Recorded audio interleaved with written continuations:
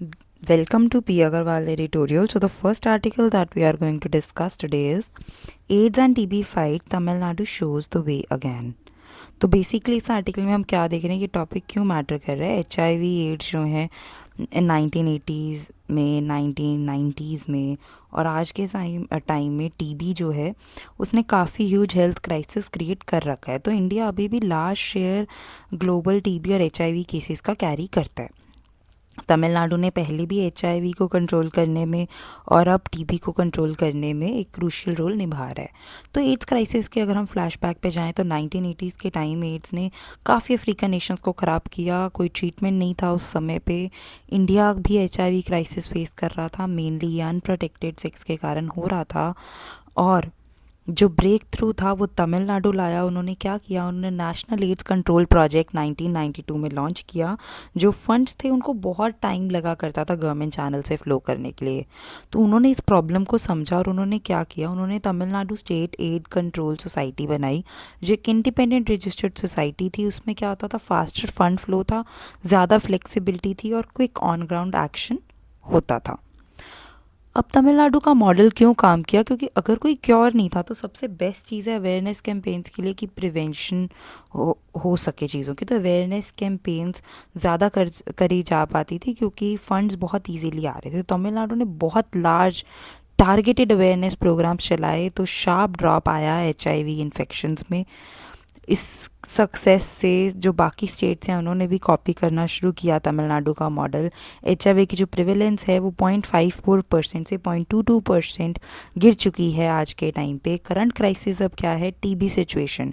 25% world के TB cases India में है इस वक्त, हाईएस्ट ग्लोबली। TB भी एक टॉप ऑपरचुनिस्टिक इन्फेक्शन है इन HIV पेशेंट्स।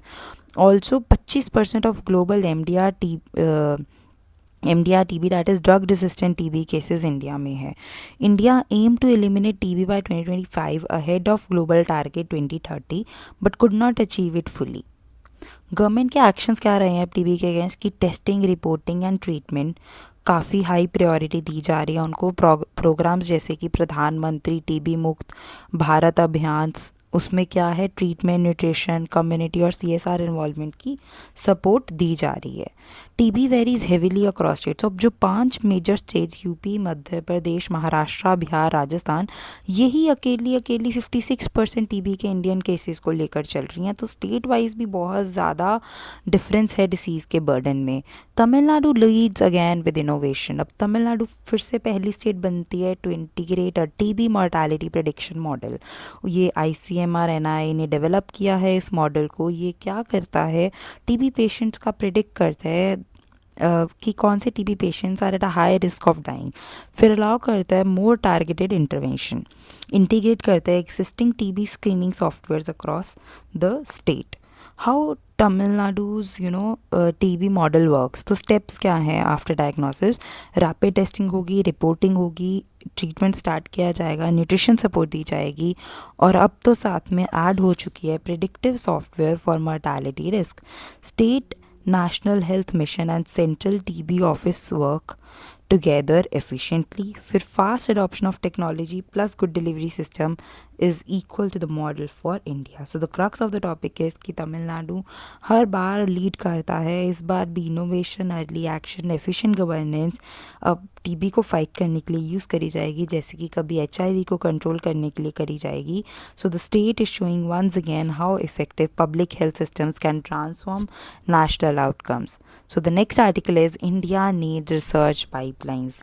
तो बेसिकली इस आर्टिकल में क्या है कि इंडिया सिर्फ गवर्नमेंट फंडिंग पे नहीं चल सकता। अगर हम रिसर्च का मामला देखें, जो पब्लिक ग्रांट्स हैं वो अकेली काफ़ी नहीं है। कंट्रीज जैसे कि US, चाइना है, उनके पास स्ट्रॉन्ग इंडस्ट्री और यूनिवर्सिटी पार्टनरशिप्स हैं। की आइडिया क्या है कि जो प्राइवेट कंपनीज़ है वो कंसिस्टेंटली रिसर्च में इन्वेस्ट करें, ना कि ओकेजनल CSR प्रोजेक्ट्स कर दे रैंडमली। तो व्हाट सक्सेसफुल कंट्रीज डू, तो ग्लोबल एग्जांपल क्या है, मेटा ने $44 बिलियन R&D पे खर्च करे 2024 में। कंपनीज जैसे कि alphabet, Amazon, Apple, IBM, Microsoft ये अपने $multi-billion R&D programmes already run करते हैं। US कंपनीज कलेक्टिवली स्पेंड करती हैं $692 billion on research. in 2022, which were 5% of their total sales. China में हवाई में 179.7 बिलियन युआन R&D पे खर्च करे गए. फिर BYD में 54.2 बिलियन युआन. देन अब ये कंट्रीज़ में कॉमन में क्या है कि कंपनीज़ जो हैं वो डायरेक्टली यूनिवर्सिटीज़ के साथ काम करती हैं. जॉइंट रिसर्च सेंटर्स हैं, शेयर लैब्स और पायलट प्लांट्स हैं. लॉन्ग टर्म उनका करा जाता है उनके साथ काम. ट्रेनिंग और हायरिंग पाइपलाइंस बनी हुई हैं. इंडिया करंट सिनारियो क्या है कि टोटल रिसर्च एक्सपेंडिचर हमारा सिर्फ 0.65% है अपनी GDP का. एडवांस्ड इकोनॉमीज से काफ़ी कम. इंडियन इकोनॉमीज़ जो है वो फंड करती हैं 40% इसका. बट ये ज़्यादा हाई होना चाहिए था. इंडिया के पास कुछ पॉजिटिव एग्जांपल्स भी हैं, जैसे कि strong R&D performing Indian companies, जैसे कि टाटा मोटर्स, सन फार्मा, डॉक्टर रेड्डीज, BEL, रिलायंस इंडस्ट्रीज़. सो ये सब हैं. इंडिया का करंट सिनेरियो क्या है कि सक्सेसफुल पार्टनरशिप मॉडल्स हैं कुछ यूनिवर्सिटीज़ के, जैसे IIT मद्रास का रिसर्च पार्क 200+ कंपनीज उसके साथ काम कर रही हैं. IDEX डिफेंस कनेक्ट करती है स्टार्टअप्स और रिसर्च लैब्स को. इंडिया सेमीकंडक्टर मिशन, इंडस्ट्री और अकेडमिशिया वो साथ में काम कर रहे हैं. Micron plant at Sanatan.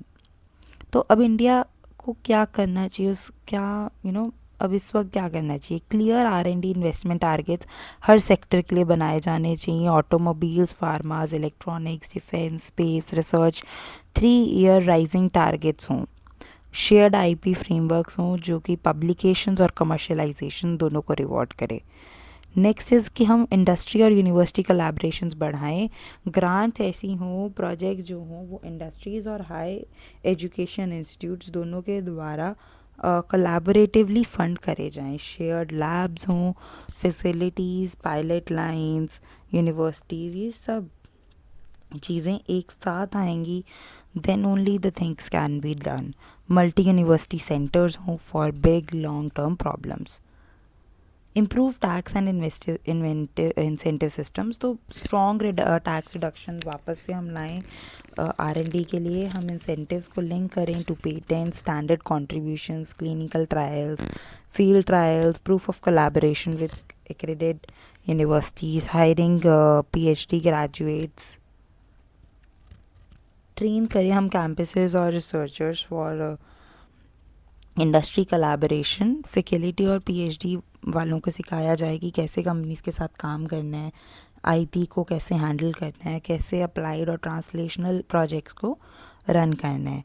Create करें dual academic industry roles, adjunct appointments, corporate sponsored PhD cohorts.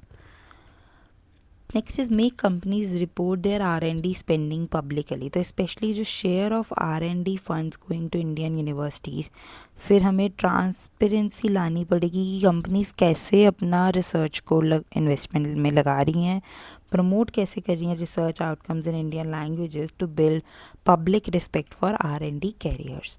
Big picture is कि इंडिया के पास स्ट्रॉन्ग मार्केट, टैलेंट बेस अच्छा है, गुड लैब्स हैं, डीप नॉलेज ट्रेडिशंस है, बट जो रिसर्च है वो स्ट्रक्चर और प्रिडिक्टेड पाइपलाइन ही नहीं है. Crux of the topic is कि इंडिया को क्लियर R&D टारगेट्स सेट करने पड़ेंगे. इन्वेस्ट करना पड़ेगा कंसिस्टेंटली, कोलैबोरेट करना पड़ेगा और ज़्यादा.